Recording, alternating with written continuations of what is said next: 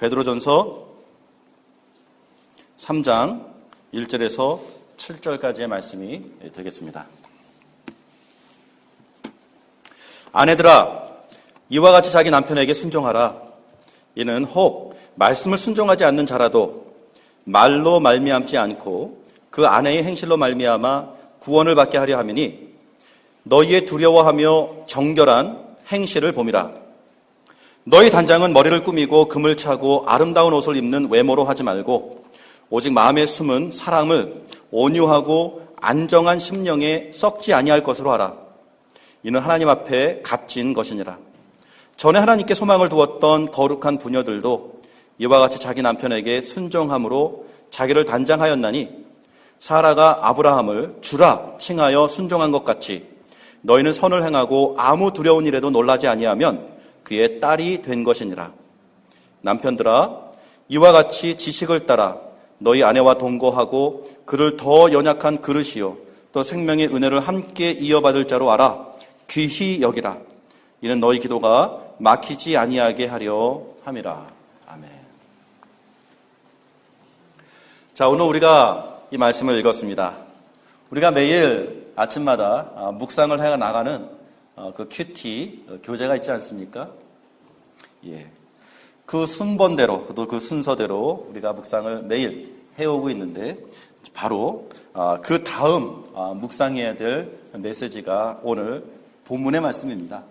그래서 이 본문의 말씀을 가지고 우리가 주일 예배 시간에 함께 묵상해 보는 것이 참 은혜가 되겠다 싶어서 오늘 이렇게 이 말씀을 함께 듣게 된 것입니다. 지난주에 우리는 Father's Day이었습니다. 호주는 아시다시피 Mother's Day와 Father's Day를 각각 분리해서 기념하고 있는 모습들을 보게 됩니다. 한국은 이제 하나로 어버이날이다라고 해서 하지 않습니까? 참 그래서 우리가 묵상의 순서를 따라서도 오늘 본문 말씀이 마침 이번 주 오늘 해야 할 말씀이고 또 시기적으로도 참 적절한 시기에 우리가 이 말씀을 함께 나눌 수 있게 되지 않았는가 생각을 합니다. 특히 어저께에는 바로 이 자리에서 결혼식이 있지 않았습니까? 그래서 이 결혼식 말씀으로 이 말씀을 나눌 수도 있었던 참 특히 이 결혼 생활을 해나가는 사람들에게 있어서는 너무나도 중요한 이 하나님의 말씀을 우리가 여기서 듣게 됩니다. 아내들아, 또 남편들아, 오늘 주시는 이 말씀을 잘 읽다 보면 어떤 사람들은 마음이 굉장히 좀 힘들고 어려워질 수도 있습니다. 남자든 여자든 간에 말입니다. 이건 너무 힘든 요구가 아닌가. 정말로 나보고 이렇게 살라고? 야, 이건 말도 안 돼. 너무 이 힘든 거 아니야? 라고 하는 마음이 마음속에 생길 수도 있습니다.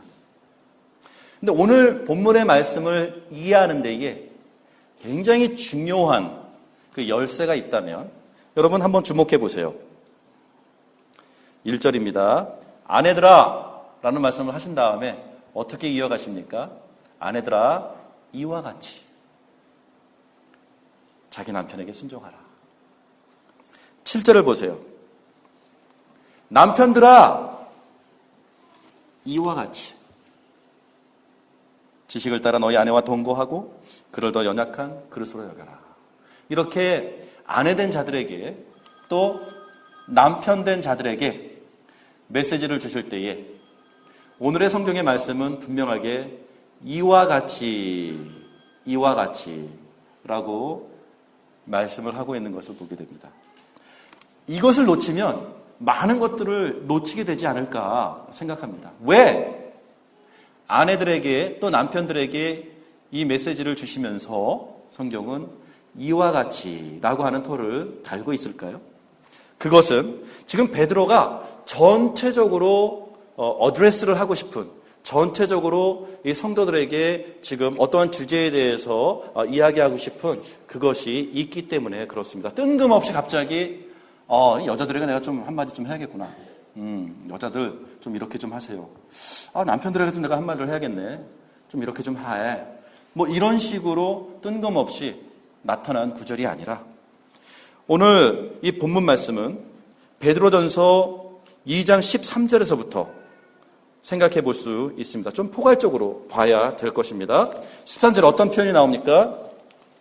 인간의 모든 제도를 주를 위하여 순종하되. 그렇습니다. 인간의 모든 관계들이 여기에 나와 있습니다. 자, 혹은 위에 있는 왕이나. 그래서 첫 번째, 우리 위에 있는 어떤 그 권세자, 왕이라고 불리어지는 사람들과 어떠한 관계를 맺어야 할 것인가 라고 얘기하는데 베드로는 굉장히 좀 충격적인 말을 하고 있습니다. 성도들에게 어떻게 얘기합니까? 혹은 그가 악행하는 자를 징벌하고 선행하는 자를 포상하기 위하여 보낸 총독에게 하라. 곧 선행으로 어리석은 사람들의 무식한 말을 막으시는 것이라. 너희는 자유가 있으나 그 자유로 악을 가리는 데 쓰지 말고 오직 하나님의 종과 같이 하라. 뭇 사람을 공경하며 형제를 사랑하며 하나님을 두려워하며 왕을 존대하라. 쭉 나오면서 지금 베드로는 성도들에게 우리 사회의 어떤 그 서열 속에 놓인, 특히 뭐 왕이라고 불리우는 또 총독이라고 불리우는 사람들과 권세자들과 어떠한 관계를 맺어 나갈 것인지라고 얘기하면서 여기서 어떻게 얘기합니까? 너희는 자유가 있으나 16절에 그 자유로 악을 가리는 데 쓰지 말고 오직 하나님의 종과 같이 하라. 내가 자유로운 자이지만 내 스스로를 낮추어서 정말 섬기는 자의 마음으로 서로 관계를 해야 되는데 그 마음가짐을 가지고 17절 사람을 공경하세요 라고 얘기합니다. Show proper respect to everyone. 모든 사람에게. 오늘 성경 말씀은 아까 말했듯이 약간 충격적일 수도 있습니다 라고 말씀드린 이유는 성경은 왕들을 공경하되 믿는 왕들만 공경해라. 총독들에게 우리가 승복하되 정말 믿는 총독에게만 그렇게 해라. 그리고 사람들을 존경하되 믿는 사람들만 존경해라. 뭐 이런 식으로 토를 달고 있는 것이 아니라 포괄적으로 믿음과 상관없이 우리나라에 왕이 있다면 그 왕에게, 이 사회에 총독이 있다면 총독에게, 또 마침 오늘 이 말씀을 나누기에 참 적합한 것이 오늘 주보의 메시지에도 제가 잠깐 표현을 했지만 어제 저녁 총선이 있지 않았습니까? 그리고 6년 만에 다시 이 자유당이 집권을 하게 되었습니다. 이런 상황 속에서 정말 오늘의 말씀, 우리를 지금 정치적으로 어쨌든 통치를 하고 있는 그 집권자들을 향하여 우리의 기본적인 마음은 어떻게 해야 됩니까? 조건을 달고 당신이 예수를 믿는다면 나도 한번 거기 한번 따라가 보겠어 라고 이야기하는 것이 아니라 어쨌든 우리 사회의 제도를 성도들이라면 반항하거나 거스르지 말고, 그렇죠? 우리는 거기에 승복을 하며 거기에 그것을 존중해 줘야 할 그 말씀을 우리들에게 주고 있다라는 것입니다. 그러면서 17절에 아까 방금 읽었던 것이지만 사람들을 향하여 성도들이 가져야 될 기본적인 자세가 무엇입니까? 어쨌든 사람이라면 이 사람이 믿음이 있다, 없다, 큰 교회 다닌다, 작은 교회 다닌다, 교회 안 다닌다, 뭐 절에 다닌다, 이러한 어떤 그 토를 달지 말고 어쨌든 사람이라면 그 사람을 향한 믿는 사람이라면요, 그 상대 사람을 향한 어쨌든 그 사람을 존중해주는 마음, 이 마음을 놓치지 말라고 이야기하고 있는 것입니다. 이것이 사실 쉽지 않은 사회에 우리는 살아가고 있습니다. 그리고 이것이 쉽지 않은 사회에서 우리는 살아왔습니다. 한국 사람들은 더더욱 이것에 민감합니다. 상대를 딱 봤을 때 일단 견적을 내지 않습니까? 이 사람의 헤어스타일이나 입는 옷이나 브랜드나 액세서리나 딱 보고 견적을 내고 이 사람에 대해서 내가 어느 정도의 표현으로 높여줄 것인지 낮춰줄 것인지를 바로 파악을 합니다. 서열을 정합니다. 반말을 할지 말을 높일지 이런 것들을 빨리 파악해야 됩니다. 우리의 관계 속에서는. 그러다 보니까 우리들이 하는 표현들 중에 이런 표현이 있지 않습니까?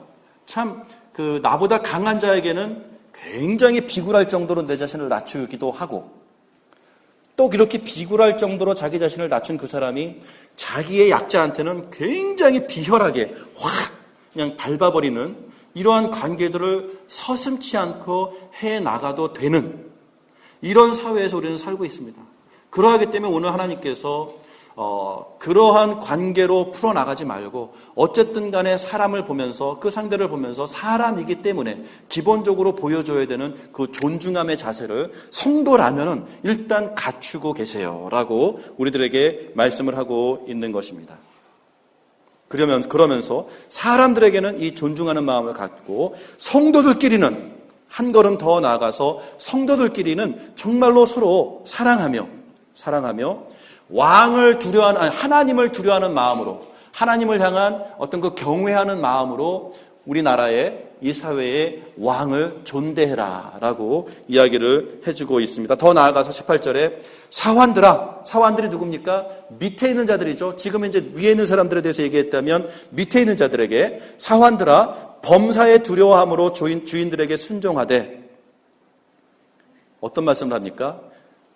사환들아 주인들에게 순종하되 선하고 관용하는 자들만, 그 사람들에게만 순종하는 것이 아니라 또한 까다로운 자들에게도 그렇게 해라 라고 얘기합니다. 그렇습니다. 우리는 항상 조건을 달기가 쉽습니다. 아내들아 남편을 사랑하, 남편이 잘해야 사랑하지, 순종하지. 뭐 남편들아 아내가 좀 똑바로 해야 될 거 아니야. 뭐 이런 식으로 나는 어쨌든 순종하고 싶은데, 잘하고 싶은데 그게 나만 해서 되나? 자기도 잘해야지 하면서 계속 조건을 달고 하는 이러한 내 마음속에 그런 강한 마음들이 있습니다. 그러나 오늘 하나님께서 우리에게 주시는 말씀 무엇입니까? 나에게 관용적으로 너그럽게 용납해주고 잘해주는 사람만 골라서 그 사람과만 좋은 관계를 맺고 순종해주는 그런 관계를 맺어가는 것이 아니라 오히려 또한 까다로운 자들에게, 여러분 직장 상사들 중에 어떻게 관용적인 사람들만 있을 수 있겠습니까? 오히려 까다로운 사람들이 더 많을 수 있지 않겠습니까? 그런데 하나님께서는 이 베드로를 통해서 우리들에게 이렇게 까다로운 상사에게도 똑같이 범사에 두려워하는 마음으로 순종해라, 이렇게 이야기를 해주고 있습니다. 그러면서 그 이유를 얘기해주고 있습니다. 부당하게 고난을 받아도 하나님을 생각함으로 슬픔을 참으면 이는 아름답지만, 죄가 있어서 그것 때문에 맞고 그것 때문에 맞으면서 그걸 참고 있는 사람을 보았을 때에 이 사람을 어떻게 칭찬할 수 있겠습니까? 그러나 선을 행함으로 고난을 받고 참으면 이는 하나님 앞에서 아름답습니다. 이것을 위해서 너희가 부르심을 받았습니다. 예수님께서도 너희를 위하여 고난을 받으사 너희에게 본을 끼쳐 그 자취를 따라오게 하셨느니라. 예수님은 어떻게 하셨습니까?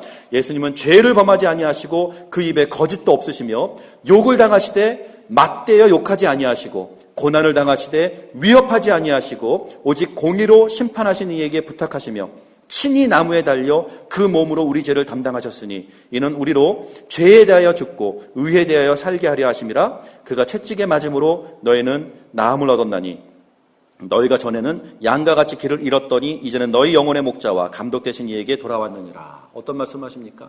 예수님께서도 정말 부당한 어떤 그 배반과 고난을 당하시는 그 과정 속에서 항의하지 않고 따지지 않고 어쨌든 침묵 속에 그 고난을 잘 견뎌내신 그것이 우리들에게 본이 되어서 우리들 또한 내가 잘못해서 욕먹는 거야 뭐 참 부끄럽고 정말 칭찬받기가 어려울 일이겠지만, 사실은 또 내가 잘못한 것이 하나도 없음에도 불구하고 그 사람이 그냥 까다로워서, 그리고 그 사람이 그냥 나보다 더 힘이 있다라는 이유 자체로 그냥 말도 안 되는 부당한 대우를 나에게 할 때에 성도들은 어떻게 할 것이냐.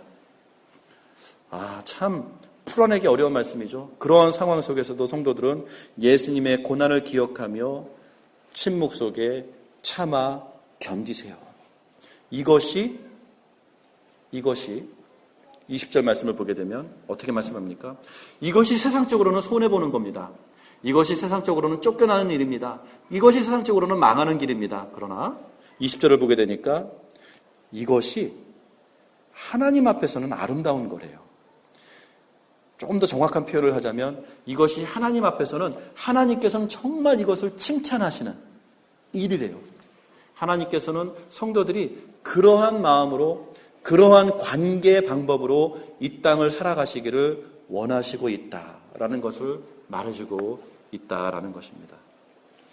이와 같이 아내들아, 이와 같이 남편들아, 이렇게 말씀하고 있는 것입니다. 무슨 말입니까? 이미 우리가 보았잖아요. 말도 안 되는 관계 속에서도 하나님께서 기뻐하시는 것은 성도들에게 바로 이러이러한 것입니다 라고 말씀을 하셨습니다.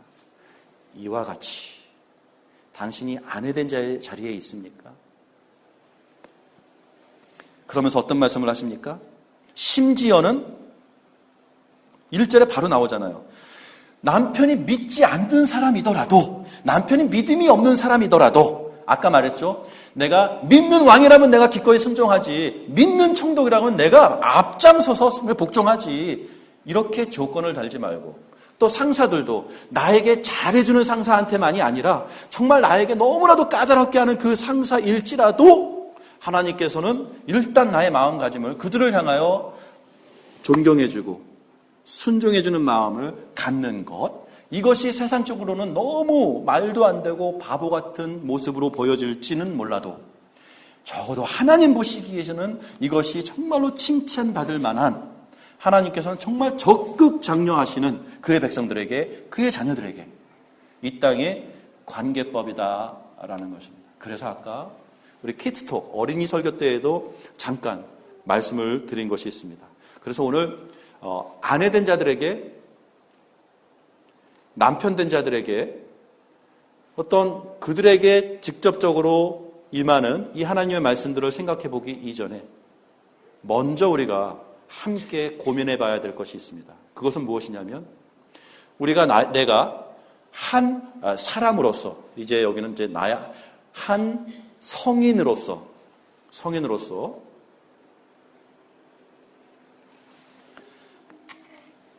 나는 관계를 건강하게 유지해 나갈 수 있는 사람인가에 대한 스스로의 평가를 해볼 수 있는 시간을 가졌으면 좋겠습니다. 왜냐? 우리는 망가진 세상에 살고 있습니다. 참 이것이 우리의 아픈 현실입니다. 엄마를 생각할 때에, 아빠를 생각할 때에 항상 언제나 아름답고 행복한 추억만 갖지 못하고 있는 것이 우리들의 아픔입니다. 우리 위에 권위자들, 그는 선생님일 수도 있고, 교장 선생님일 수도 있고, 학원의 원장님일 수도 있고, 교통순경일 수도 있고, 어쨌든 간에 우리 사회의 질서 속에서 내 위에 어떤 그 권세를 부여받아 그것을 행하는 위치에 있는 사람들과의 관계를 우리가 한번 스스로가 잠시 생각해 볼 수 있는 시간을 가졌으면 좋겠습니다. 내가 아랫사람으로서 그들과 과연 나는 건강한 관계를 맺어 왔던가?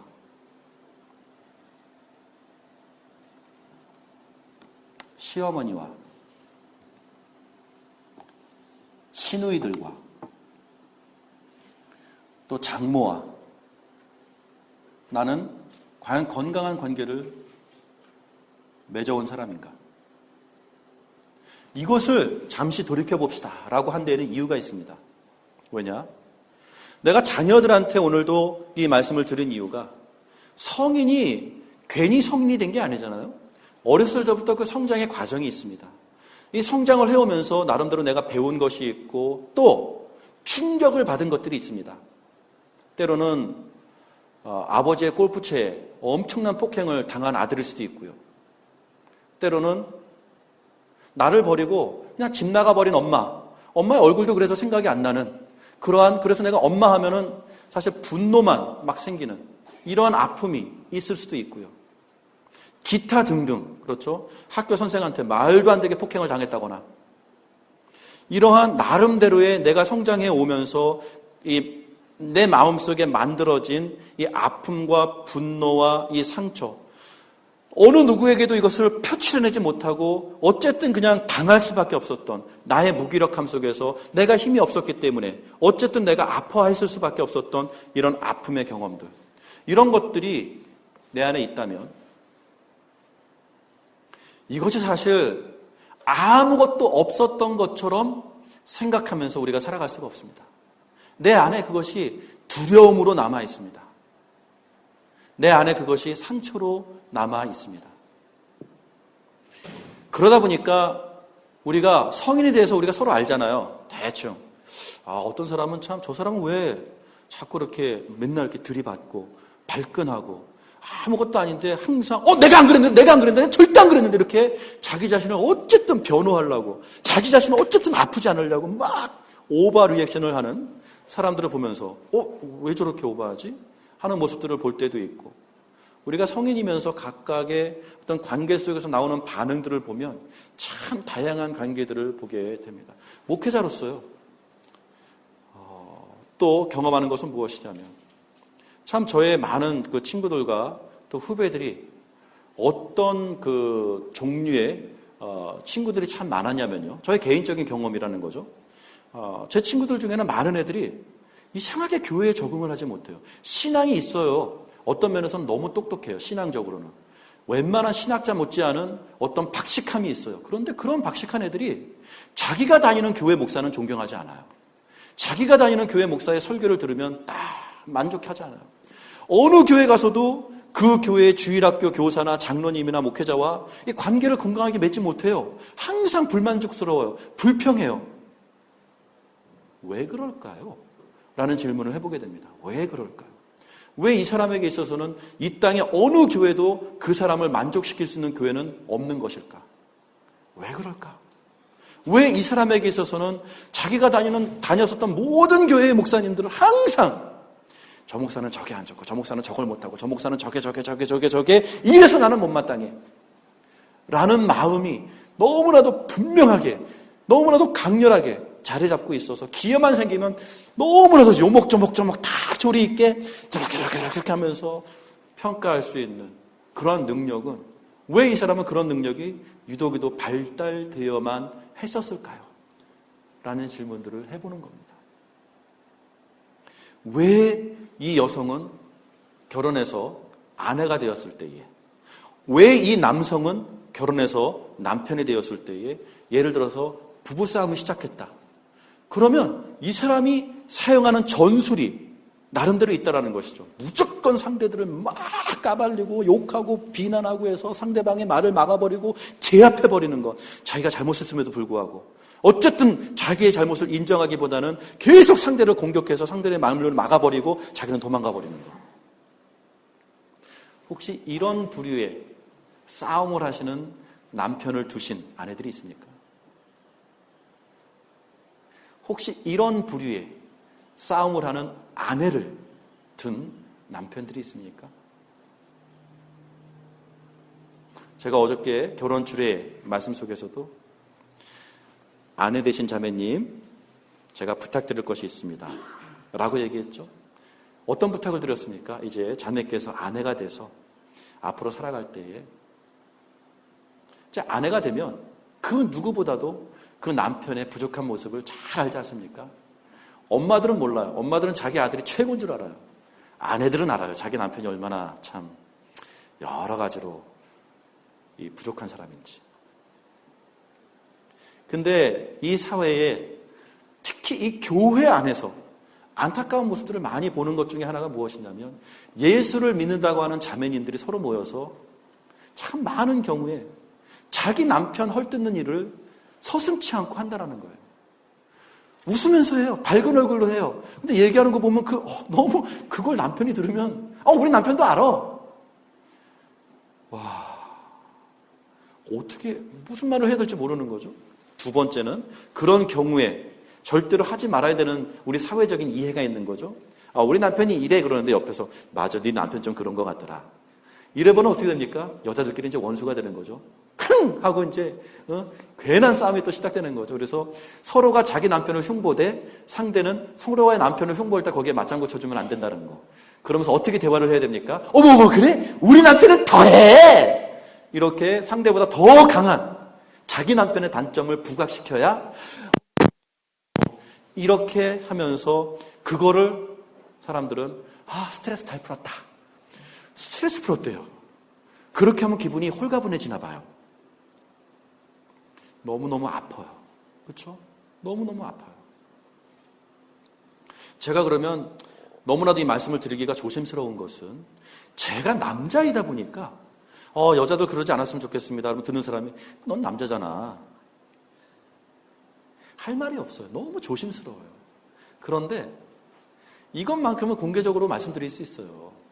남편들은 남편들끼리 모였을 때 자기 아내 흉보면서 재밌는 시간을 갖지 않아요.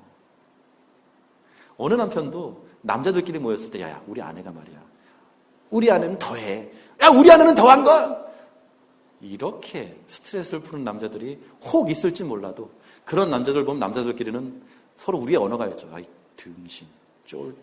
그냥, 얼마나 못났으면 이렇게 그냥 해버려요. 근데 여자들끼리 서로 그렇게 못하는 것 같아요. 여자들끼리 서로. 네가 얼마나 못났으면 네 남편은 이렇게 못하잖아요. 그냥, 어머머머, 그래, 어머머머, 그래. 자, 그래서 이것이 너무나도 민감하고 사실 제 스스로도 제가 누굽니까? 누구의 남편이지 않습니까?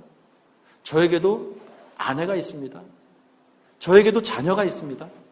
오늘 예배 시간에, 오늘 찬양 시간에 가장 떠든 애가 누구예요? 우리 아들이에요. 이러한 인간의 현실을 제가 직면하면서 너무나도 조심스럽게 이 말씀을 나누는 거예요.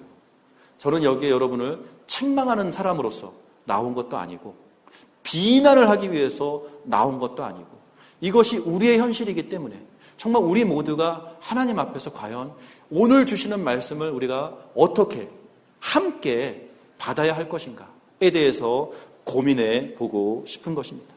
자, 그래서 조심스럽게 먼저 아내된 자들에게 주시는 말씀을 봐야 할 것입니다. 성경은 어쨌든 아내된 자들에게 남편에게 순종하세요라는 말씀을 너무 일관성 있게 하지 않습니까? 남편에게 순종하라 에베소서를 읽어도 그렇고 기타 등등 어쨌든 서로의 관계가 나올 때마다 성경은 아내들에게 남편에게는 일단 순종하세요라는 권면의 말씀을 주십니다. 그렇습니다. 관계 속에서 남편은 여러분 순종의 대상입니다라는 것을 성경은 일단 굉장히 분명하게 하고 있는데요. 조건이 달리지 않습니다. 혹은 믿지 않는 사람이라도 아내라면은 그 사람을 순종하세요. 자, 보세요. 두 가지 이슈가 있습니다. 연애할 때 알았잖아요. 그 사람 믿지 않는다라는 거. 어떻게 할 거예요? 그런데 결혼했잖아요. 결혼할 때 자기가 사랑한다. 믿지 않는 남자인 거 알면서 결혼했잖아요. 어떻게 할 거예요? 본인 스스로가 책임져야죠. 본인 스스로가 책임져야죠. 두 번째는 믿지 않는 남자친구를 여러분이 설교해서 믿게 만들었어요? 성경을 가르치니까 먹히던가요? 변하던가요? 믿지 않는 남편에게 우리의 인생의 경험은 무엇입니까? 참 이게 말로 안 된다는 거예요. 남편에게 그 이치를 따지고 훈계하고 잘 가르치면 그 교육의 열매로 남편이 정말 순종하고 믿음 있는 남편으로 변합니까? 변화딥까? 맞습니까? 변하답니까? 예.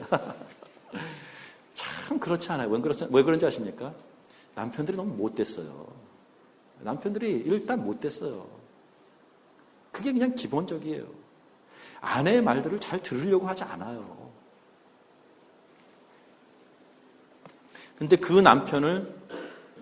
남편에게 가장 유익한, 그 남편을 변화시킬 수 있는 가장 좋은 아내가 할 수 있는 방법이 무엇입니까? 여기 보게 되니까, 말로 하지 말고 1절 그 행실로 말미암아 구원을 받게 하려 함이니 목적은 남편이 예수님을 만나는 데 있습니다. 목적은 남편이 정말 하나님 앞에 신실한 자로 세워지는 데에 있습니다.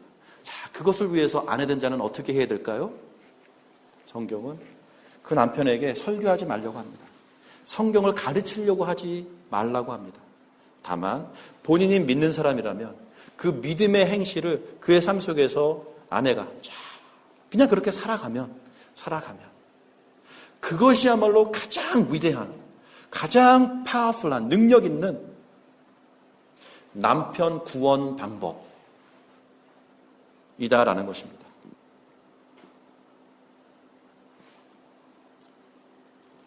2절 너희의 두려워하며 정결한 행실을 봄이라. 누가 봅니까, 여러분? 아내의 두려워하며. 여기에 두려워하면은 아내의 경건한 이 표현이거든요. 아내의 경건하고 정말 정결한 행실을 누가 봅니까? 남편이 본다라는 거예요. 남편이 봤을 때 내 아내가 참 경건하고 참 정결한 삶을 살아가는구나. 이것이 보일 때에 그 남편이 구원받을 확률이, 그 남편이 예수 믿을 확률이 확 솟구친다 라는 말씀을 여기서 하고 있는 것입니다. 너희의 단장은 머리를 꾸미고 금을 차고 아름다운 옷을 입는 외모로 하지 말고 오직 마음에 숨은 사람을 온유하고 안정한 심령에 썩지 아니할 것으로 하라. 이는 하나님 앞에 값진 것이니라. 더 나아가서 여성들에게 여자의 아름다움을 무엇으로 빛낼 것이냐. 너희의 단장은, 너희의 아름다움은 겉으로 나오는 외모, 머리를 꾸미고 금을 차고 아름다운 옷을 입는 외모로 하지 말고 그 대신 4절 마음에 숨은 사람을 이 무슨 말이죠? 이 마음의 그 내면의 인격을 얘기하고 있죠. 예. 자기의 인품을 온유하고 안정한 심령에 썩지 아니할 것으로 하라. 이는 하나님 앞에서 값진 것이니라. 값진 것이니라. 그렇습니다. 이 땅에 값진 것은 머리에 차는 금입니다. 아름다운 옷입니다. 이것이 이 땅에 값진 것입니다. 값이 나가는 것입니다. 그러나 하나님 앞에서 값진 것은 이것이 아니라 정말 이 사람의 인품, 온유함, gentle and quiet spirit, 정말 온유하고 이 안정적인 이 심령, 이 성품을 가진 것, 이것을 유지하는 것, 이것이 하나님 앞에서는 값진 것입니다.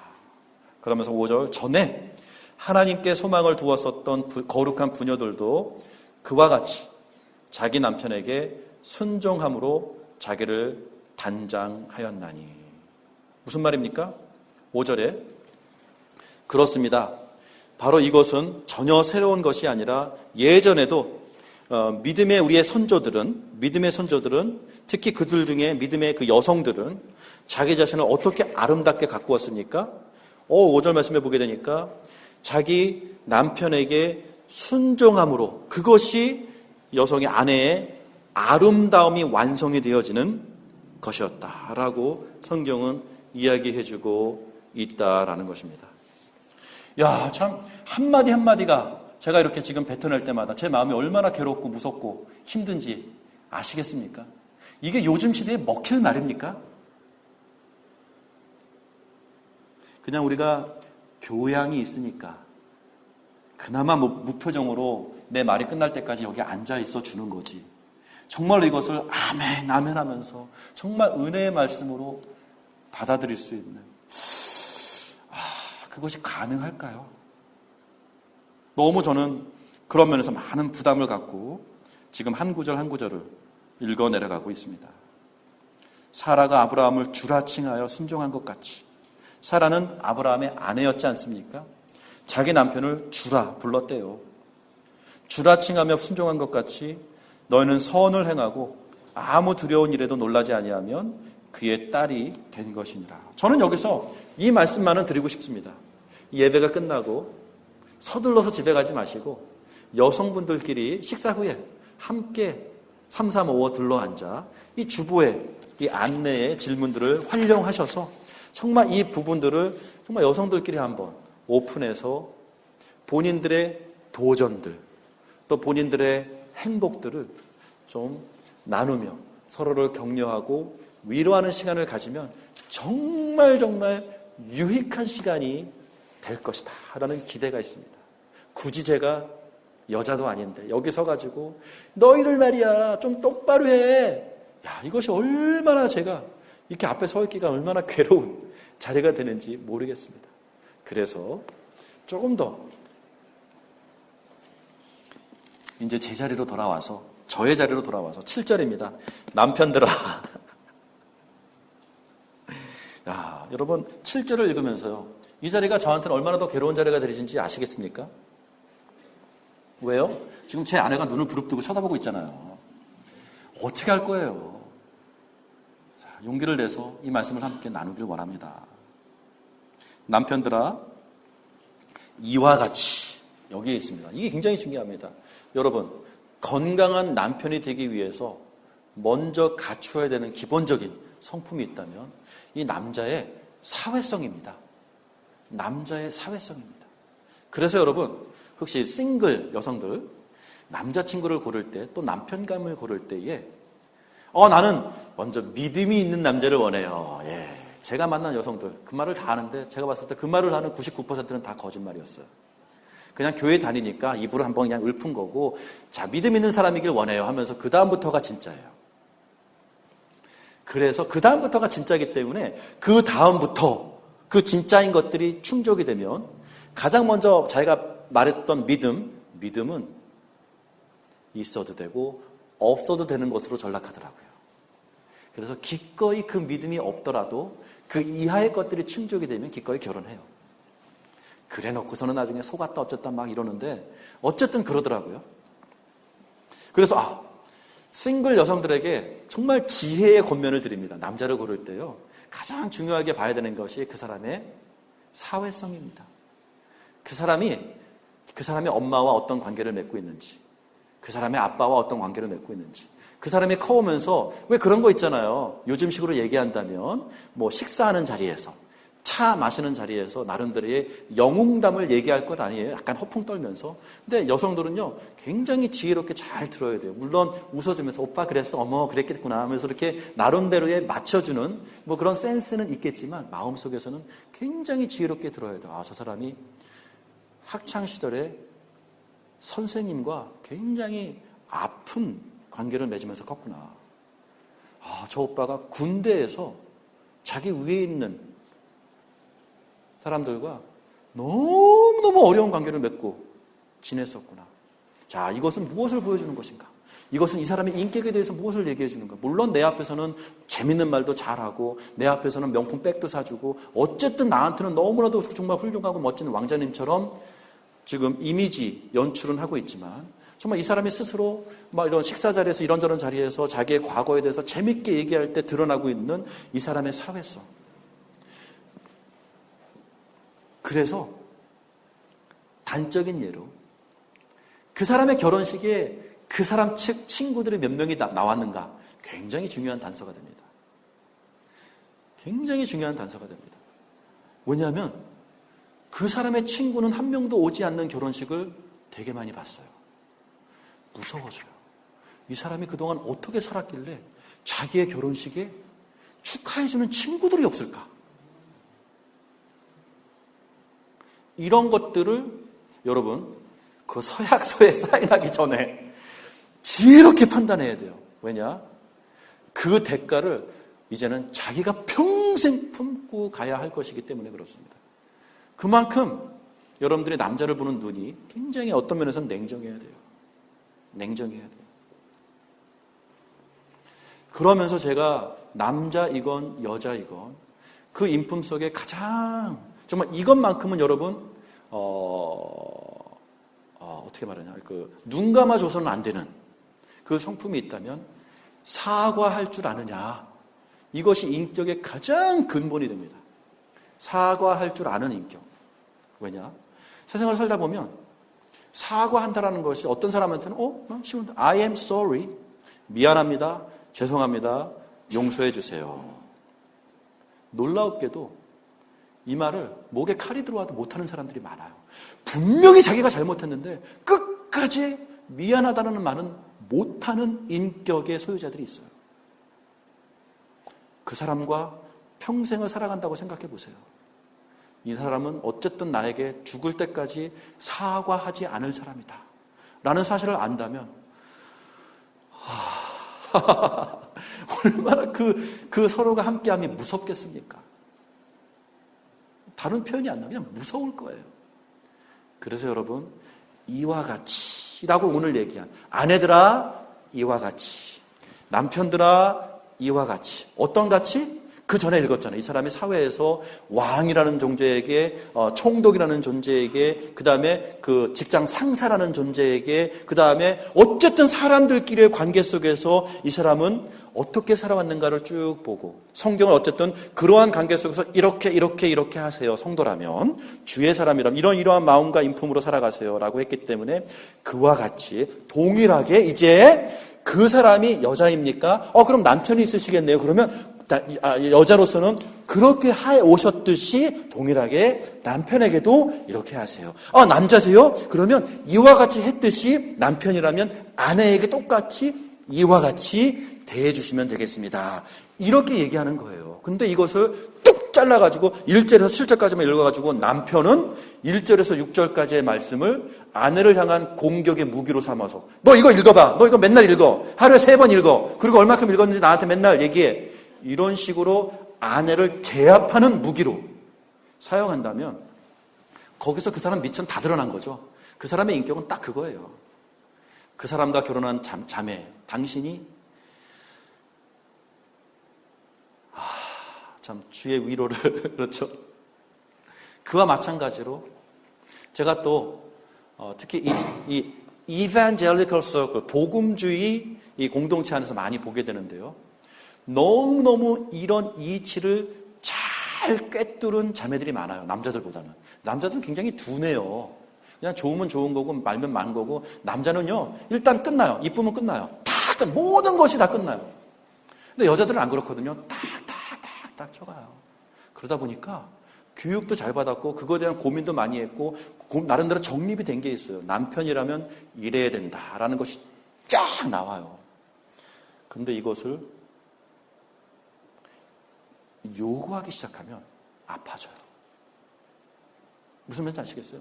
너무 잘 알지만 그렇다고 그것을 본인의 입으로 남편에게 당신 남편 아니야? 남편이라면 이래야지 저래야지 이래야지 맞지 하면요. 이렇게 조목조목 요구하는 아내의 요구는요. 남편이 들었을 때 사실 어떻습니까? 다 맞아요. 그런데 하나도 듣고 싶지가 않아요.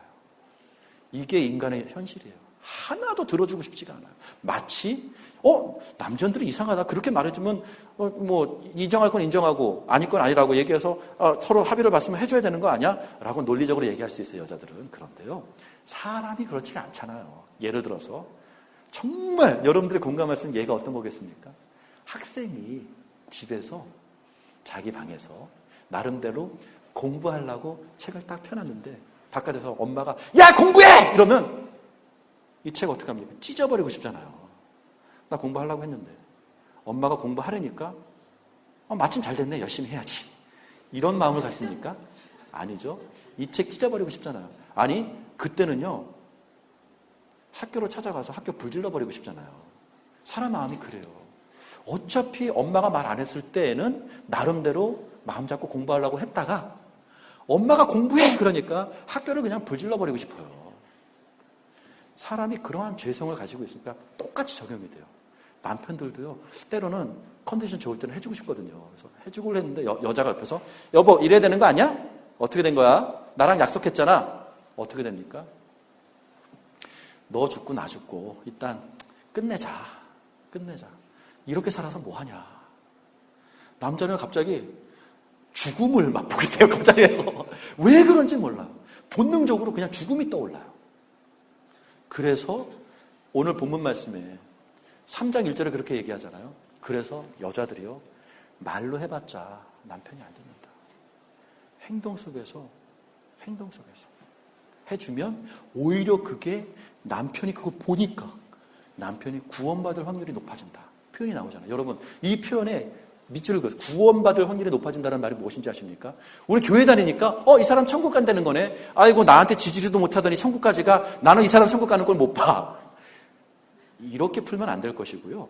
여기서 얘기하는 구원은 성경의 언어는 두 가지라고 얘기했잖아요. 구원이라는 똑같은 단어가 사실은 힐링이라는 단어도 똑같아요. 힐링과 save라는 단어가 똑같은 단어로 사용이 되어져요. 다시 말해서 믿지 않는 남편, 때로는 너무나도 못하는 남편일지라도 아내가 이와 같이 라는 그 마음가짐으로 하나님께서 기뻐하시는 것, 하나님께서 칭찬하실 만한 것을 행동 속에서 보여줄 때 남편에게 그것이 힐링이 된다는 거예요. 치유가 된다. 남편을 살리고 싶습니까?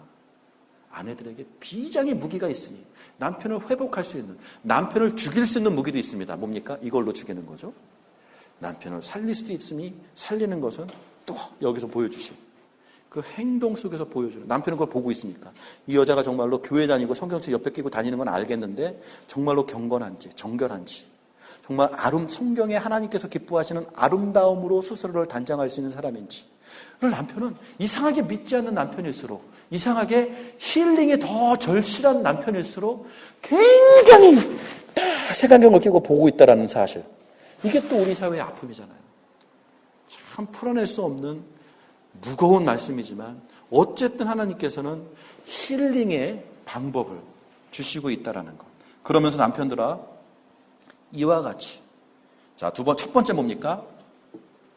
아내와 동거하래요. 아내와 동거하래요. 무슨 말입니까? 여러분, 말은 좀, 남편들아, 아내와 동거하세요. 무슨 말이냐면요. 퇴근하면 집에 들어가세요. 이 말이에요. 외박하지 말라는 거예요. 이런저런 이유로 귀가 시간을 늦추지 말라는 거예요. 집에 들어갈 때가 되면 들어가라는 거예요. 아내와 동거해라. 이 말은 아주 쉽게 우리의 언어로 풀어서 그겁니다. 아내와 동거하세요. 왜냐, 이 사회에는요, 참 집에 안 들어가는 남편들 많대요. 그리고 집에 들어가는 시간을 최대한으로 늦추려고 발악을 하는 남편들이 그렇게 많대요.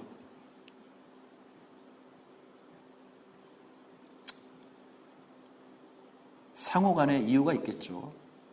그런데 남편들아, 조건을 달지 말고 이유 없이 하나님을 두려워하는 사람이라면 이와 같이 아까 얘기했었던 그 모든 것들을 스스로가 실천하면서 아내에게도 똑같이 했을 때, 첫 번째, 제 시간에 집에 들어가세요. 침대 같이 쓰세요. 희한하게 각방 쓰는 사람들이 많더라고요. 그게 편하대나? 옆에서 이렇게 부추기면 잠을 못 잔대나? 같이 고민해 볼 만한 문제가 아닐까 싶습니다. 그러면서, 자, 남편들이요, 이것을 잊지 마세요. 무슨 말입니까? 아내가 그렇게 말도 잘하고 그렇게 세 보이고, 사실은 남편들의 눈에는 가장 무서운 사람이 아내거든요. 무서워요, 사실. 그런데 성경은 여자는 사실 무서운 존재가 아니라 더 연약한 그릇이래요. 연약한 그릇이에요. 그릇 중에도 연약한 그릇이 있어요. 저는 여러분 모두가 너무 잘 알기 때문에 제가 빈말 못하잖아요. 설거지 저 잘 못해요. 근데 그래도 간만에 뭐 연간 행사처럼 설거지를 딱 하다 보면 쉽게 깨지는 그릇이 있어요. 깨질 게 아닌데 금이 쫙쫙 가요. 그럼 혼나죠. 그릇을 그렇게 다루면 안 된다. 근데 그런 것들을 보면서 인생의 지혜를 배우는 거죠. 아내들이 그런 존재라는 거예요. 내 생각에는 이 정도면은 충분히 괜찮을 것 같은데 툭 세게 한 것도 아니야, 공격한 것도 아니야, 그냥 툭. 근데 사실은 그것 때문에 여자들이 금이 쫙쫙 간다는 거예요. 마음속에. 더 연약한 그릇이니까 그렇게 알고. 두 번째, 생명의 은혜를 이어받을 자로 알아. 무슨 말입니까? 하나님께서 주시는 그 생명의 은혜를 함께 받을 자라는 거예요. 우리는 함께, 에베소서의 말씀을 우리가 여기서 또 적용하자면, 남편은요, 이 아내가 예수님을 만나는 그날까지 정말로 거룩하고 흠이 없고 정말 깨끗하게 예수님을 만날 수 있도록 도와줘야 하는 그 섬김의 의무를 남편에게 주었거든요. 그걸 얘기하는 거예요. 남편들아, 그 의무가 있으니까 생명의 은혜를 함께 이어받을 자로 알아서, 마지막 밑줄이죠. 귀하게 여겨라. 그렇습니다. 아내는 귀하게 여길 대상입니다로 성경은 딱 요약을 하고 있어요. 근데 여러분, 이게요, 지금은 그냥 여자들이 볼 때는 당연한 것 같고 남편들이 볼 때는 이 정도의 반응일진 몰라도요, 이게 지금 어느 시대에 쓰여진 것입니까? 이 시대는요, 남편들에게 있어서 아내는 재산이었어요. 필요하면 증식을 하고 필요 없으면 처분을 해도 되는 바로 이러한 관계의 정도가 남편과 아내의 관계였어요. 심지어는 이런저런 이유가 있으면 죽여도 돼요. 아내는 소유물이었어요. 그러한 시대에 살고 있는 남편들에게 성경은 남편들아 아내를 사랑해라. 에베소서에 나오죠? 굉장한 충격적인 말이라는 거죠. 남편들이 사랑? 두 번째는 여기 오늘 보는 말씀에 귀하게 여기래요. 필요 없으면 처분해도 되는, 필요 없으면 죽여도 되는 이 대상을 성경은 귀하게 여기래요. 그렇습니다. 여러분, 성경을 통해서 아내들이 남편을 순종하는 게 더 어려웠겠습니까? 남편들이 아내를 사랑하고 귀하게 여기는 게 더 어렵겠습니까? 그 시대예요. 남편들에게 요구하고 있는 것이 훨씬 더 어렵다라는 거예요. 근데 우리 현대 여성들은 이걸 보면서 부당하게 여겨요. 오늘도 너무 불공평하잖아요. 왜? 딱 봐도 알잖아요. 여자한테는 7절, 남자한테는 딱 1절. 이거 너무 차이가 나잖아요. 기분 나쁘잖아요. 왜 여자들한테 이렇게 할 말이 많은 거야? 성경은 맨날. 그런데 남자들은요, 이게 너무 또 지혜로워요. 남자들은 긴 말이 필요 없어요. 대화가 길어져 봤자 기억도 못해요. 그냥 짧게 또 굵게 귀하게 여겨라. 이겁니다. 귀하게 여겨라. 자, 죄송합니다. 오늘 혹시 시간이 많이 갔으면 하지만 오늘 이 말씀을 통해서 정말 이민사회일수록 가정의 아픔이 이루 말할 수가 없어요. 제가 LA를 다녀왔잖아요. LA는 100만이 넘잖아요. 근데 LA의 목회자에게 절대로 하지 말아야 되는 것, 성도에게 가정에 대해서 물어보는 것, 이건 물어보면 안 된대요. 그 정도로 망가져 있어요. 무너져 있어요. 호주도 다르지 않아요. 그런데 이 말씀을 내가 감히 드리는 이유는 뭐냐면 적어도 이 자리에 앉아있는 우리 가정들만큼은 정말 행복했으면 좋겠어요. 정말 건강했으면 좋겠어요. 그래서 우리 가정들만큼은 아프지 않았으면 좋겠어요. 그래서 아까 여러분들 들으라고, 죄송하지만 여러분들 들으라고 자녀들 앉혀놓고 자녀들에게 좋은 거 보여주세요. 말씀드린 거예요. 자녀들한테, 우리 아빠는 맨날 아빠한테 엄마한테 욕하더라. 엄마는 맨날 대들더라. 맨날 싸우더라. 언성 높이고 싸우고 더 집어 던지고 하는 폭력적인 모습을 자녀들에게 보여줄 겁니까? 자녀들을 위해서라도 이 자녀들이 오늘 얘기했었던 이와 같이의 나열된 모든 관계 속에서 우리 자녀들만큼은 정말 건강하게 살기를 원하는 그 마음을 부모된 우리로서 얼마나 그 마음을 우리가 갖고 있겠습니까? 그 마음을 갖고 있는 자들일수록 우리 스스로가 자녀들에게 보여주기 위해서라도 우리들의 관계들은 정말 경건하고 건강하게 맺어나갈 수 있는 귀한 주님의 성도들이 되기를 주님의 이름으로 축원합니다. 같이 기도하겠습니다.